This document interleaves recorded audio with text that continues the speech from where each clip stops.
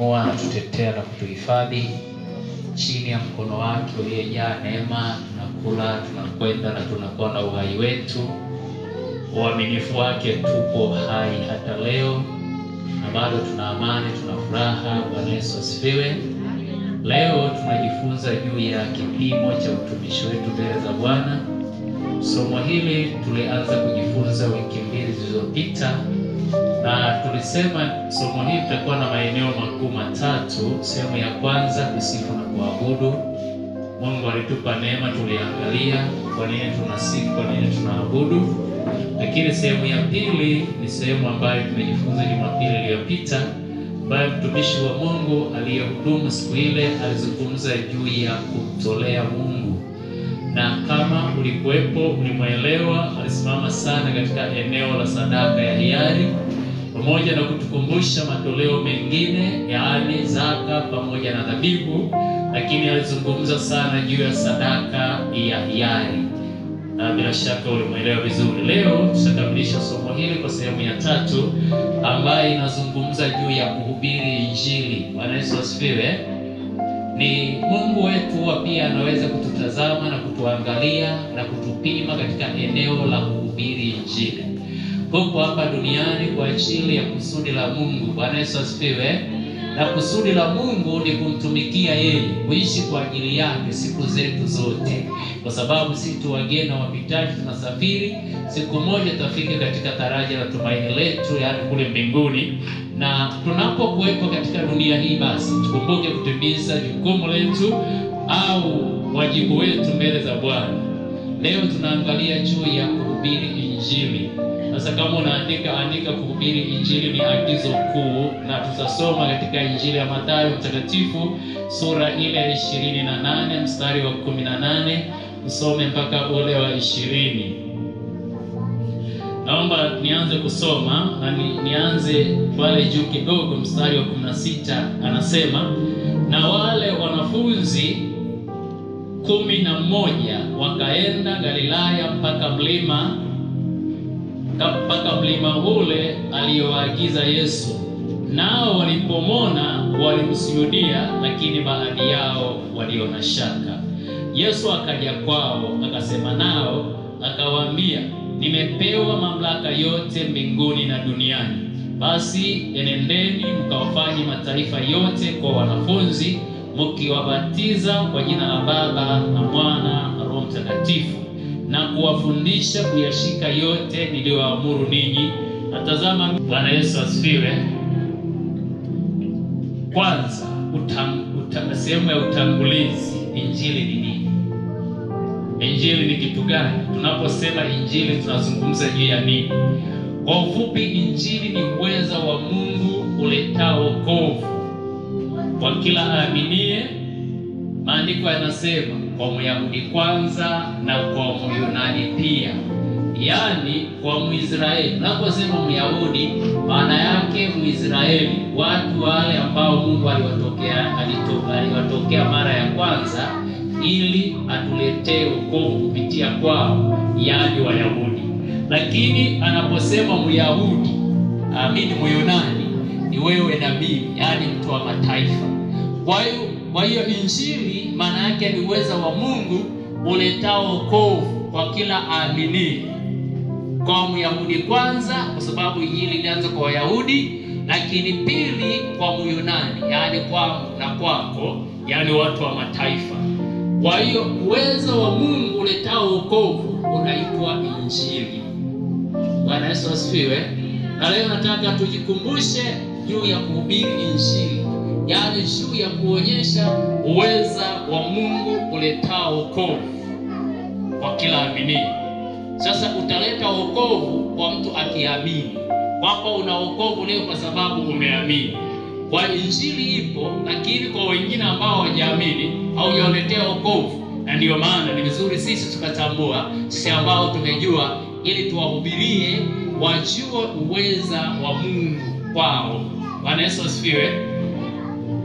Lakini jambo lingine katika sehemu ya utangulizi, kuhubiri Injili ni jukumu la kila mtu aliyeamini.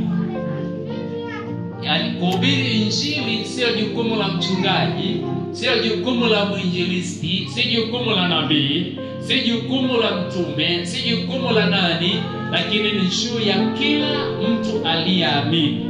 Kila mtu aliyeamini. Niseme hivi, ni sehemu ya maisha ya muamini wa kweli. Amen. Bwana Yesu asifiwe. Wapo pamoja? Bwana Yesu asifiwe. Haleluya. Ni sehemu ya maisha ya muamini, sehemu ya maisha.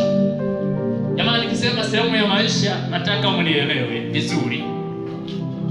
Ukitaka kusema sehemu ya maisha yako ni nini?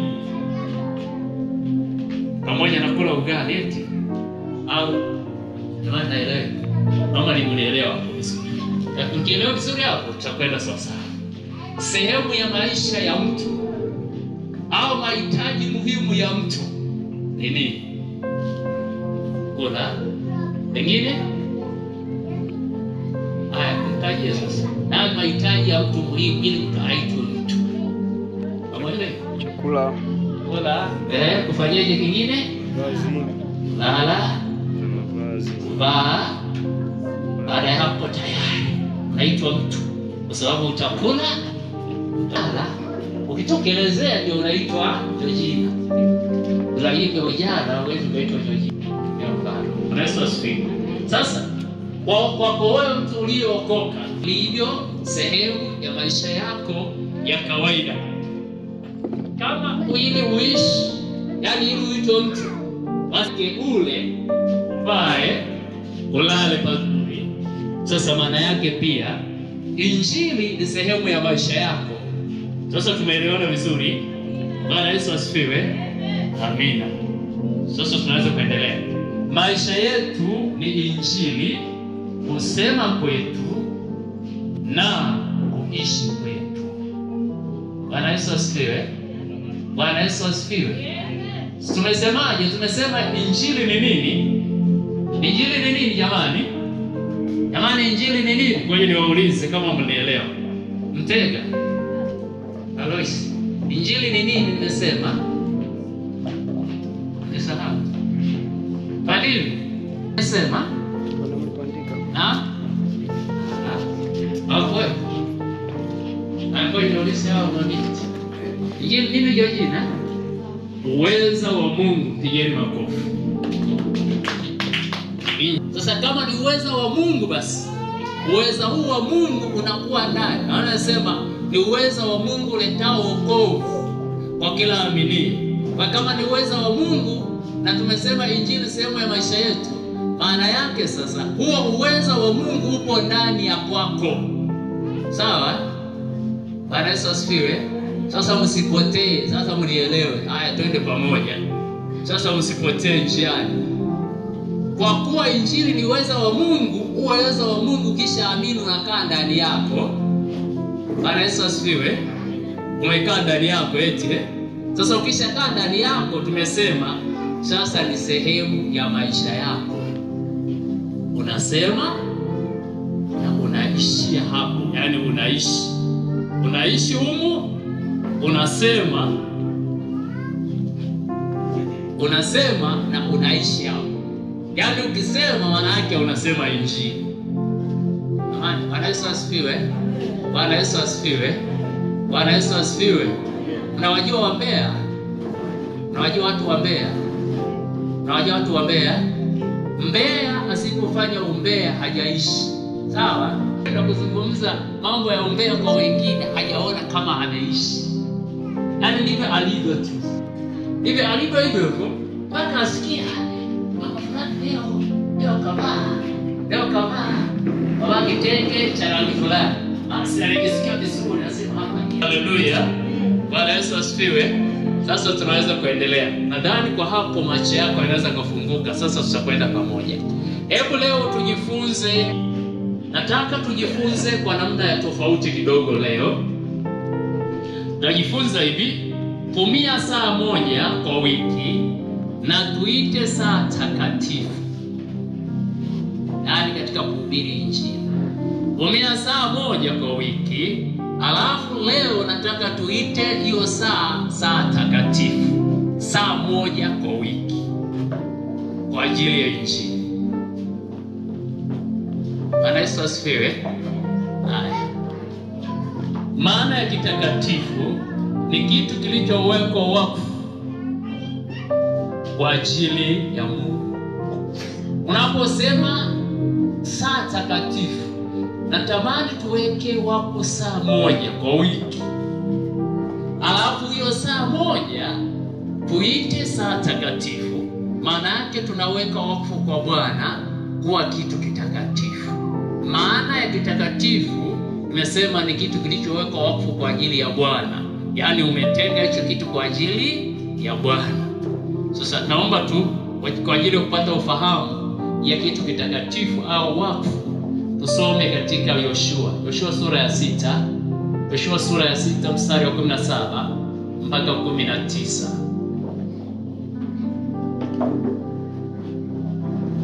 Yoshua 6 17 mpaka 19. Haleluya. Sasa tunapozungumza neno wakfu tumesema ni kitu kitakatifu kwa ajili ya Mungu. Bwana Yesu asifiwe. Sasa naomba leo tuelewane, tukubaliane. Mambo kwa wiki moja tuweke saa moja tuweke wakfu kwa Bwana kwa ajili ya kusema neno la Mungu. Bwana Yesu asifiwe. Unaweza kusema na mtu mmoja au wawili. Si lazima mtu aokoke. Unajua unaweza kumshuhudia mtu asiokoke. Hiyo sio kazi ya kwako. Bwana Yesu asifiwe. Tumepewa kazi moja ya kupanda. Mwenye kupanda ni sisi, lakini mwenye kutilia maji na mwenye kukuza anaitwa Mungu yuko mbinguni. Kwa hiyo unapanda. Kama saa moja tutumia kushuhudia mtu mmoja sawa, lakini kama saa moja tutumia kushuhudia watu 5 ni sawa, lakini utumie saa ngapi? Moja kwa wiki. Sasa naomba tuweze kujifunza kidogo. Utanielewa tu vizuri. Bwana Yesu asifiwe. Amen. Kwa hiyo, kwa kuwa siku moja ina masaa 24, wiki ina masaa 168. Wiki moja ina masaa 168. Ukitoa saa moja utabakiwa na masaa 667. Kwa masaa hayo fanya kazi zako pamoja na mapumziko. Haya masaa mangapi? 167 ni ya kwako. Utafanya kazi zako, utalala usingizi, utafanya chochote. Alafu hiyo saa moja takatifu toa kwa ajili ya kuongea na mtu maneno ya Mungu, kwa kufikisha ujumbe wa upendo wa Mungu kwa wanaokuzunguka. Bwana Yesu asifiwe. Alafu hiyo wala sio ngumu. Wanaokuzunguka unaweza ukawa nao kazini, unaweza ukawa nao safarini, unaweza ukawa nao shambani kama unalima na mtu mmoja endelee kuongea kujua hii saa yako takatifu saa hizi, unalima naye unaendelea kumshuhudia. Bwana Yesu asifiwe. Kazini, kule wewe unafanya kazi. Una watu unaofanya kazi nao. Unaweza ukafikia saa moja kwako takatifu ni muda huu. Sasa ni muda wa kuzungumza maneno ya Mungu. Ukishamaliza hapo, hiyo saa yako moja, utaendelea na mambo yako mengine, uyatumia haya masaa mengine ya kwako yaliyobaki kwa wiki. Bwana Yesu asifiwe. Tumesema masaa mangapi? 167 ya kwako. Unatoa moja kwa ajili ya Mungu. Bwana Yesu asifiwe. Jamani ni ngumu. Bwana Yesu asifiwe. Ni ngumu. Inawezekana, iwezekani? Inawezekana. Hata wanaosoma waliopo kule shuleni na wanaosoma chuoni, kuna muda wanapumzika. Watatoka, ataongea na mwanafunzi mwenzake saa moja na wanapumzika wakati mwingine dakika ngapi hivi, lakini baadaye watapumzika wakakamilisha saa yao moja. Hawakosi, hakuna mtu anakosa atakayeshindwa kutumia saa moja. Hata kama wewe upo si unamfanyia pengine unafanya kazi ya huduma mahali fulani, huyo mtu mmoja wakati unamhudumia unaweza pia ukampa na maneno ya Mungu saa yako moja na ukakuta umekamilisha kusudi la Bwana. Bwana Yesu asifiwe. Haleluya. Sasa naomba tuangalie faida za kuhubiri Injili. Kama umenielewa vizuri, unaweza kutumia saa yako moja kwa ajili ya kufikisha ujumbe wa neno la Mungu, upendo wa Mungu kwa wanaokuzunguka, ukiwa katika shughuli zako bila kuzuiliwa, bila kufungwa na chochote, bila kuharibu ratiba yako yoyote. Bwana Yesu asifiwe. Na hii itakusaidia kusema na watu 3 au 4 kama hauna maneno mengi, na mwingine ukikutana naye mbishi, muda wa saa moja yatosha. Ukimaliza saa yako imeisha, acha, ndio umemaliza saa yako takatifu. Mengine uyaache kwa ajili ya kazi ya kwako na kwa ajili ya mapumziko ya kwako. Bwana Yesu asifiwe. Faida za kuhubiri Injili. Namba 1, maombi yetu kusikilizwa. Faida ya kwanza ya kuhubiri Injili ni pamoja na tunaomba. Sisi tuna maombi eti. Bwana Yesu asifiwe. Kila mmoja wetu ana jambo anataka kumwomba Mungu. Au ndio tunayo mahitaji. Watu tunamwomba Mungu. Tunamwomba Mungu atulinde. Tunamwomba Mungu atuponye. Tunamwomba Mungu awalinde watoto wetu. Tunaomba Mungu afanye vitu mbalimbali. Tunaomba Mungu atubariki. Tunaomba Mungu atulishe. Tunaomba Mungu atupe kazi.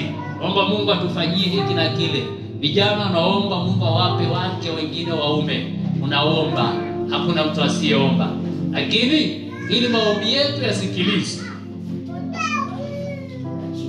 tunapaswa kuhubiri neno la Mungu. Bwana Yesu asifiwe. Injili ya Yohana sura ya 16 mstari wa 10. Injili ya Yohana 15:16 samahani. 15:16 Yohana 15:16. Mlinichagua mimi, bali ni mimi niliyowachagua ninyi, nami nikawaweka mwende mkazae matunda, na matunda yenu yapate kukaa, ili kwamba lolote mwombalo Baba kwa jina langu awapeni. Umesikia? Bwana Yesu asifiwe. Yesu anasemaje? Anasema ni mimi niliyowachagua, alafu nikawaweka mwende mkazae matunda. Mwende mkafanye nini? Mkazae matunda. Sasa ili uzae matunda lazima upande mbegu. Sawa? Bwana Yesu asifiwe. Utavuna bila kupanda? Hapana. Matunda yazaliwa bila kupanda. Hujapanda mparachichi, hauwezi kuona matunda ya mparachichi. Au hujapanda mahindi, huwezi kuvunja mahindi. Lakini sasa Yesu anasema kwamba niweka mwende mkazae matunda, alafu matunda yenu yapate kukaa.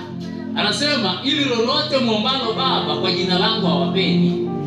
Bwana Yesu asifiwe.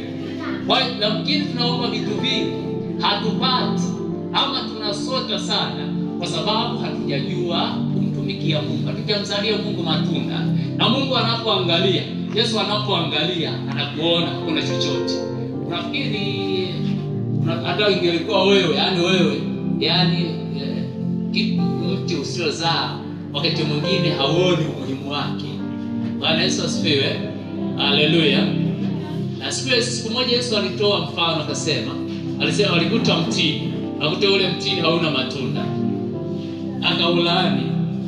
Lakini siku nyingine akaona mti mwingine, akazungumza naye akasema, Bwana yule mtu akasema kwamba ukate mtu wa mtunza yule, yani mti mwenye bustani yake, akasema ukateni huo mti kwa sababu unanimalizia udongo. Yule mtunzaji bustani akasema, Bwana uache kwa mwaka huu, upalilie, utilie samadi, alafu mwakani uje, kama hujazaa ukate. Bwana Yesu asifiwe. Kwa hiyo basi Yesu anatazamia kuona tunazaa matunda. Kama tuzae matunda, maana yake anatuona hatuna faida. Kwa hiyo kuomba kwetu sisi ili tusikilize maombi yetu yasikilizwe na tupate majibu ya maombi yako, upate kile unachokiomba, ni lazima umzalie Mungu matunda. Bwana Yesu asifiwe. Kwa hii ni faida moja wapo ya kusikia ya kuhubiri Injili. Ukihubiri Injili, basi utamwomba Mungu naye atakusikia. Atatimiza haja ya moyo wako. Bwana Yesu asifiwe. Jambo la pili, kumiliki pamoja na Kristo. kumiliki pamoja na Kristo. Kuna vitu vingi vya kumiliki. Hii tusome katika Injili ya Mathayo mtakatifu sura ya 25. Bwana wako. Kuna furaha ya Bwana kwa wale watakaotimiza agizo kuu la Yesu. Ingia katika furaha ya Bwana wako, yani kumiliki. Asema ulikuwa mwaminifu kwa machache, lakini sasa kuweka juu ya mengi. Ingia katika furaha ya Bwana wako. Kwa unapotoa muda, tumesema saa moja kwa wiki, ina maana kwa mwezi utakuwa umetumia masaa 4. Bwana Yesu asifiwe. Alafu kwa mwaka utakuwa umetumia masaa mangapi? 4 mara 12 ngapi? Masomo 48. Yaani masaa 48 tu, ambayo tunaweza kusema ni siku ngapi? 2. Ni siku 2. Siku 2 tu umezitoa kwa ajili ya Bwana. Yaani masaa 24, 48 umeshahubiri Injili. Bwana Yesu asifiwe. Unaona jinsi ilivyo rahisi? Bwana Yesu asifiwe. Haleluya. Kwa hiyo ukifanya hivyo, maana yake unapewa uwezo wa kumiliki. Maandiko yanasema ingia katika furaha ya Bwana wako. Na wewe unafurahi, unajidai katika ile furaha ya Bwana. Bwana Yesu asifiwe. Haleluya. Furaha ya Bwana ni nguvu zetu. Bwana Yesu asifiwe. Unapata nguvu humo. Kila kitu humo katika furaha ya Bwana wako. Unafurahia na unapata nguvu. Bwana Yesu asifiwe. Wakati mwingi tunavipa vipaumbele vitu vingi vya hapa duniani, ama kupiga story nyingi soisha. Yaani anaenda rudi, najua jana nilienda wapi, nikaenda wapi, au jana nilikula hiki na hiki. Ndio haya ndio maisha. Lakini kukaa na mtu mwambie Yesu anakupenda, saa moja unaona kazi ngumu.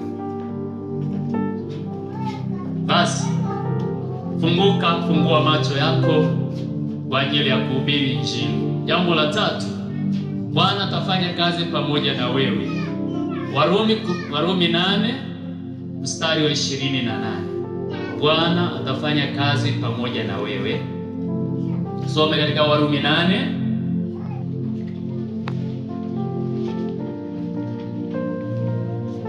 Neno la Mungu linasema, nasi twajua ya kuwa katika mambo yote Mungu hufanya kazi pamoja na wale wampendao, katika kuwapatia mema, yaani wale walioitwa kusudi lake. Bwana Yesu asifiwe. Haleluya.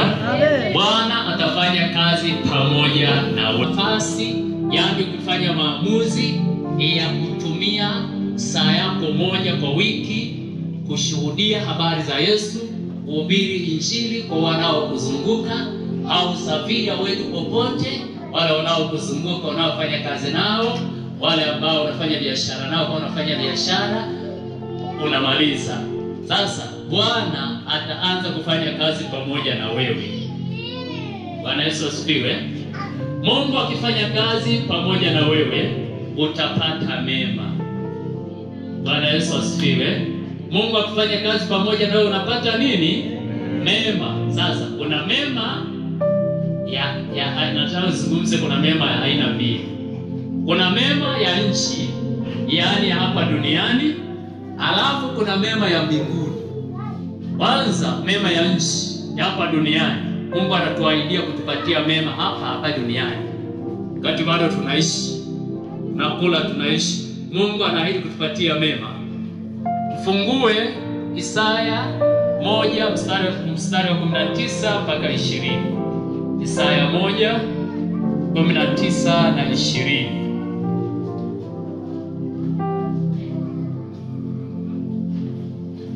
Anasema hivi, kama mkikubali na kutii mtakula mema ya nchi. 20 anasema, bali kama mkikataa na kuasi mtaangamizwa kwa upanga. Sawa, mtakula mema ya nchi. Sasa kuna mema ya nchi Bwana aliyetuwekea. Bali Biblia inasemaje? Inasema hivyo Bwana hufanya kazi pamoja na wale wampendao katika kuwapatia mema. Sawa? Sasa kuna mema ya nchi. Mema ya nchi. Bwana Yesu asifiwe. Haleluya. tunatamani kuwa na mema ya nchi. Nchi mazuri eti. Kwani ni vibaya kula mema ya nchi? Bwana Yesu asifiwe. Vizuri. Wana nyumba nzuri, gari nzuri, maisha mazuri, kula vizuri, kula vizuri. Eti kupendeza, vaa kupendeza, mavitu wapendeze vizuri. Yaani wakiwa hao maenza mazuri wavae vizuri.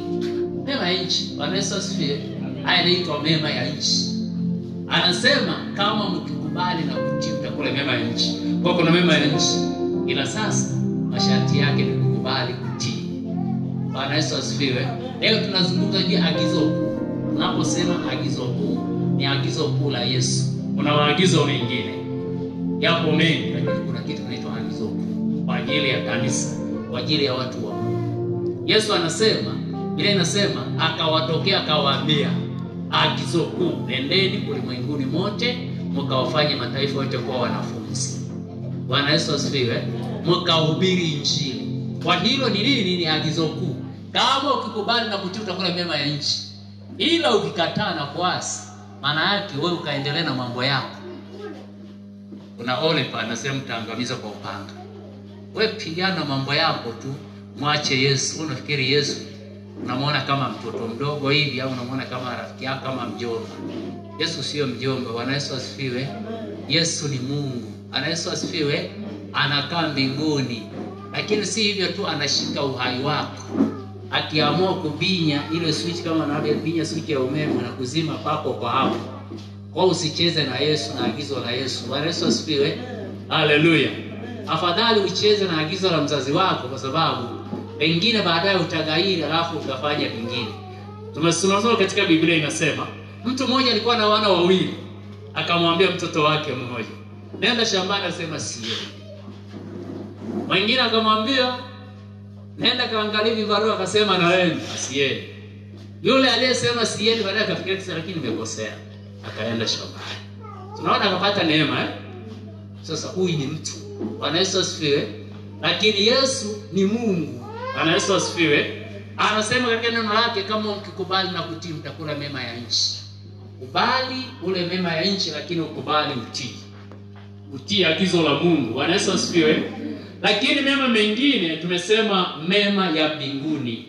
Kuna mema kule mbinguni. Baada ya maisha haya kula mema ya nchi, kujifurahishe, ule vizuri, uvae vizuri. Hata tunenepe tu na vitambi, kama unapenda kuwa na vitambi. Unaitwa wema wa Bwana. Ushuke paka huko sawa, vyovyote vile. Au uwe vipi, haya ni sehemu ya maisha. Haya ndio mema ya nchi. Upendeze kivipi, ni mema ya nchi. Lakini pendeza katika mema ya nchi kama utakuwa umekubali na kutii sauti au neno la Mungu. Mungu mbinguni anakufurahia, hauna shida.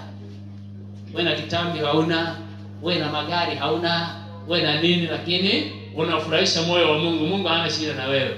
Sasa kuna mema ya mbinguni ambayo yatafuata baada ya hapo. Katika Ufunuo sura ya 21, tusome Ufunuo 21. Ufunuo 21 mstari wa kwanza mpaka ule wa 8. Ufunuo 21 mstari wa kwanza mpaka ule wa 8. Hii inaitwa mema ya mbinguni. Baada ya maisha yao wapendwa, tunafahamu tunaenda mbinguni.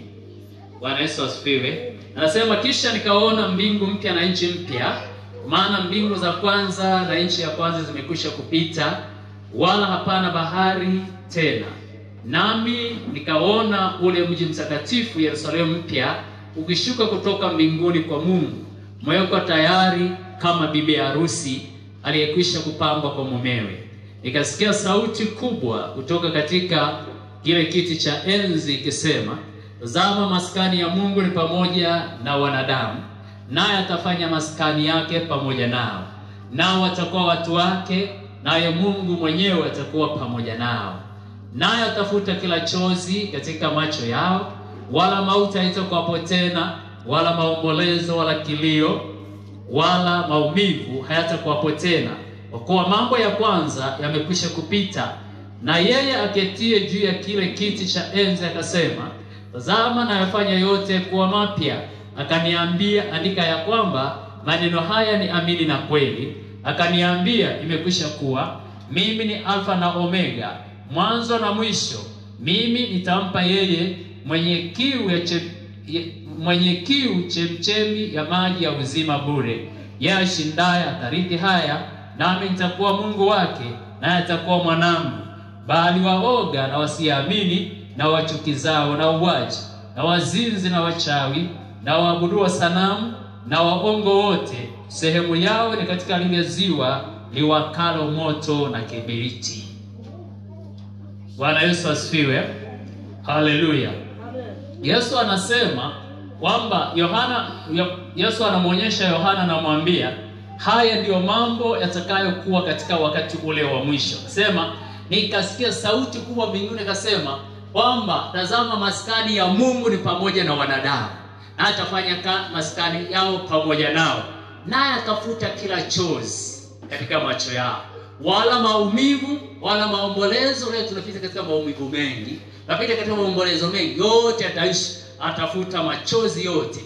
Alafu atasema hivi kwamba hao wanaoamini watapata pumziko. Bwana Yesu asifiwe. Haleluya. Haya inaitwa mema ya mbinguni. Lakini anasema bali waoga. Sasa naomba nisungumze mengine, nisungumze neno moga. Imetajwa mambo mengi, waabudu sanamu, sisi hatuabudu sanamu, si ndio? Wazinzi, wachukizao, wauaji, hatupo. Bwana Yesu asifiwe. Haleluya. Lakini tunaweza kuwa waoga. Waoga, unaogopa mtu, labda usimwambie habari njema, unaona hii. Alafu unamwendea na kutazama kwa macho, unashusha macho.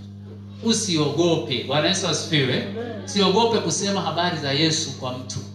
Anasema bali waoga na wasioamini. Kwa hiyo kama utakuwa mwoga pia usiweze kumwambia mwingine habari za Yesu. Wewe ukavunga, wakati mwingine useme kuvunga sasa. Yaani unajizuia au unajificha, unafichama. Wakati mwingine wengine akaa katikati ya watu hata hawapendi wajulikane kwa wameokoka. Hawapendi, yani hawapendi. Hata mtu akipiga simu, Bwana Yesu asifiwe. Amina. Nasema kidogo kwa sababu ili sikutambue kwa umeokoka. Ajitambulishe. Bwana Yesu asifiwe.